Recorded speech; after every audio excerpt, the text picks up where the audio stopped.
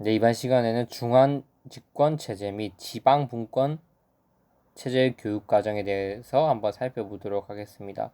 다 아시는 내용입니다. 어렵지 않을 거예요. 죄송합니다. 오타가 있는데 제가 빨리 치다 보니까 오타가 있었습니다. 중앙집권 체제에서 이거는 여러분들이 오타 수정해 주시기 바랍니다. 중앙집권 체제와 지방분권 체제 교육 과정을 모르시는 분은 없을 거예요.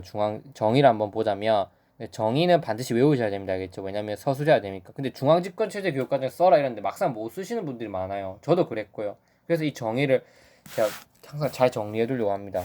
한번 여러분 써보세요. 중앙집권 체제 교육 과정. 헷갈리실 겁니다. 어떻게 써야 되는지. 명확히 잡아드릴게요. 보시면 국가에서 교육 과정을 개발하고 평가하고 지역이나 학교에서는 이 지침대로 운영의 역할을 담당하는 방식을 중앙집권 체제라 합니다. 뭐다? 교육과정을 개발하고 평가하는 건 어디다? 바로 국가이다. 국가 차원에서 교육과정을 개발하고 평가하고 지역이나 학교에서는 이 지침대로 따라서 운영해야 된다는 거죠. 지방분권 체제는 뭐냐? 죄송합니다. 오타가 너무 많네. 정말 죄송합니다. 다 수정하겠습니다. 이게 지방입니다. 교육과정의 개발, 운영, 평가의 모든 활동은 어디서? 지역에서 일어난다. 아까 그래서 이 정의의 핵심 포인트는 뭐냐면 누가 교육과정을 개발하고 평가하고 운영한다. 이거를 물어보는 겁니다. 중앙집권체제는 국가에서 만들고 그 지침을 줘서 지방에서 따르도록 한다는 거고, 지방분권체제는 교육과정의 어떤 개발, 운영, 평가의 모든 활동이 지역이나 학교의 시정에 맞게 이루어지는 게 바로 지방분권체제 교육과정입니다. 이해되시죠? 이게 여러분들이 잘 암기하지 않고 그냥 대충 읽고만 넘어가는 부분인데 이대로 암기해 주시면 감사하겠습니다. 그리고 그 뒤에는 쉬워요. 이거 말고 더 핵심 포인트가 있는데 일단 쉬운 거부터 볼게요. 이 장단점이 있죠. 중앙집권 이 체제의 장점과 지방분권 체제의 장단점이 있습니다. 한번 볼게요. 중앙집권 체제의 장점은 전국적으로 통일된 교육과정을 가진다는 겁니다. 국가에서 운영하니까. 지역마다 만약에 이렇게 자율권을 줘서 교육과정 짜라고 하면 혼란이 발생할 수 있어요. 만약에 전학 가면 어떡합니까? 그러면 지역이 어떤 국가 수준에서 동일하게 운영되면 전학을 가도 동일하게 학생이 이제 교육과정의 어떤 그 교육을 받을 수 있겠죠. 교육과정에 따라서. 근데 지역마다 다르면 학생이 배운 걸 또 배운다거나 안 배운 걸 또 안 배우게 된다거나 이런 문제가 발생할 수 있죠. 두 번째, 학교급. 이거를 또 다른 부분은 학교급, 학교 간의 연계성이 충족 가능하다. 그래서 다른 학교 간에도 연계가 가능하고 학교급과도 연계가 다 가능하다. 이렇게 표현할 수 있습니다. 세 번째, 국가 전체 차원에서 사회적 문화적 원인에 의해서 변화시 총체적 대응이 가능하다. 국가에서 발생한 지침이니까 이대로 지금 다 시행하고 있잖아요. 맞죠? 그래서 뭔가 전체적으로 변화하는데 빨리빨리 바뀔 수 있다는 거죠. 모든 시도교육청들이 같은 선에서 움직이다 보니까 한 개 딱 변화를 주면 다 같이 따다다 한꺼번에 변할 수 있다는 거예요. 코로나 지침이 내려가면 만약에 이미 각 시도별로 다르게 운영되고 있으면 어떤 지침을 내리면 이게 거기 국가가 요구하는 걸 반응을 늦게 하겠죠. 이게 다시 그 시도교육청에 맞게끔 바꿔야 되니까. 근데 모든 그 경상남도든 경상북도든 뭐 어디든지 다 동일하게 시행되고 있다면 지침이 딱 내려오면 빨리 그것만 따서 바꿀 수 있거든요. 그래서 이런 거를 총체적인 대응이 가능하다고 키워드로 서술해 주시면 됩니다. 어렵지 않죠. 이런 중앙집권 체제에도 단점이 있습니다. 획일화되어서 권위주의적인 풍토를 형성할 수 있다.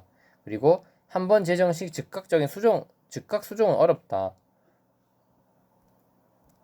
그래서 제정이 가능하기는 한데 그 자리에서 예를 들면 지방 차원에서 어떤 문제점을 발견했어요. 근데 이 문제점을 해결하기 위해서는 전국의 모든 것들을 다 바꿔야 되거든요. 그래서 이게 즉각적으로 다 한꺼번에 바뀌는 거는 어렵다. 빨리빨리 대응은 할 수 있지만 이게 뭔가 한 개 오류가 발견했다고 해서 바로 바꾸고 이건 즉각적으로 수정하는 건 어렵다는 거죠. 근데 지방에서 자기 마음대로 교육과정 운영하고 있으면 바로바로 수정해서 적용시킬 수 있잖아요. 근데 중앙집권의 단점은 뭐냐면 이 오류를 발견했으면 한 개 발견했으면 일단 전체적으로 모두가 다 바꿔야 되잖아요. 그래서 즉각적으로 이게 수정하는 게 좀 어렵습니다. 그다음 교사가 교육과정 개발에 참여 못하면 잘 못합니다. 이 중앙집권은 특정 어떤 전문가들이 모여서 만드는 것이기 때문에 교사가 교육과정 개발에서 소외되는 경우가 많습니다. 그래서 교사 어떤 책무성이 약화됩니다. 내가 책임의식이 좀 약해진다는 거죠. 근데 만약에 교사가 교육과정을 개발하는데 참여할 수 있다고 생각해봐요. 내가 만든 교육과정, 우리 학교에 맞게, 우리 지방에 맞게 내가 만든 교육과정은 이니까 내가 책임감을 다하고 더 열심히 할 수 있거든요. 그래서 이런 부분이 좀 약화될 수 있다는 단점이 있습니다. 지방분권 체제의 장점은 뭐냐? 지역과 학교의 특수한 사항을 반영한 교육 실시가 가능하다. 국가에서 일정한 걸 요구하더라도 뭐 농어촌 지역만의 특성 뭐 이런 것들이 있겠죠. 예를 들면 지금 코로나 사태로 한번 예를 들어 보자면 일단 지금 국가에서 추구하는 어떤 상황은 뭐냐면 고등학교로 치면 3학년 3개 학년이 동시에 등교하지 말라는 거거든요. 그러면 3분의 2만 등교를 해라. 그럼 어떻게 하냐? 고3은 대신 고정시킵니다. 입시가 바쁘니까. 그러면 고2와 고1은 일주일 단위로 격주제로 등교를 하는 거죠. 고3은 고정돼 있고 고1은 일주일 등교하고 일주일 쉬고 그때 고2가 등교하고 이렇게 진행을 하고 나머지는 원격 수업으로 진행을 할 텐데 근데 이게 따져보면 과밀학급 단위에서는 반드시 필요할 수 있는데 소인수학급 혹은 소규모 학급 생각해 보세요.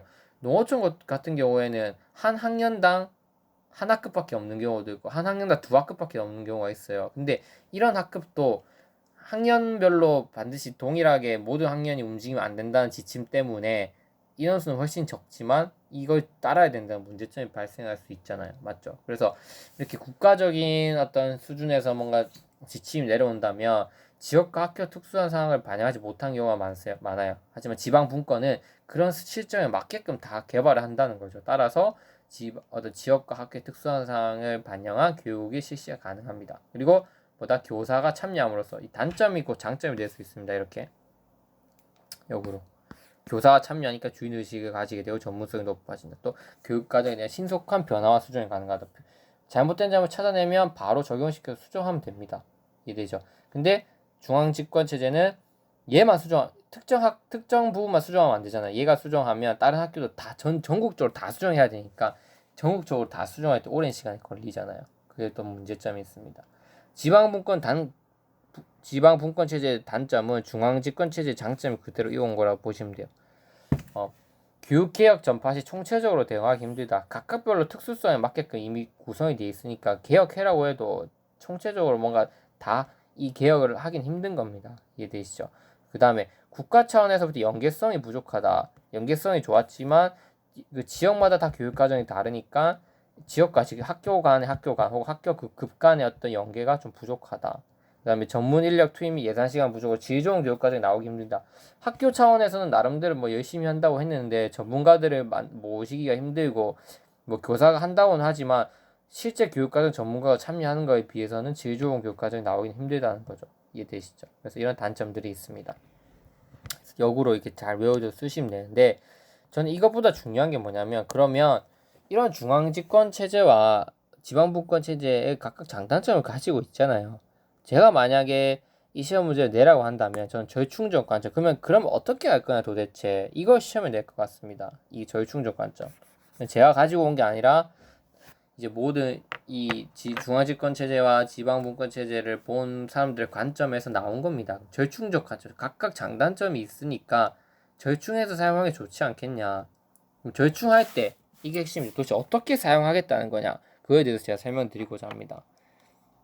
첫째, 국가에서 일반적인 지침을 발표합니다. 지침이 없을 수는 없어요.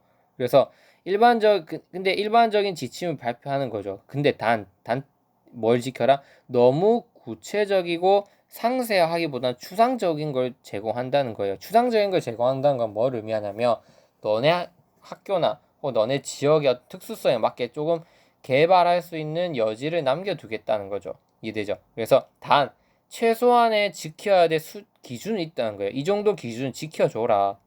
그래서 국가에서는 반드시 일반적인 지침을 발표하되 너무 구체적이고 상세하긴 하지 않는 것이 좋다. 그 이유는 너무 구체하고 상세하면 학교의 자율성과 교사의 전문성을 해치게 되기 때문에.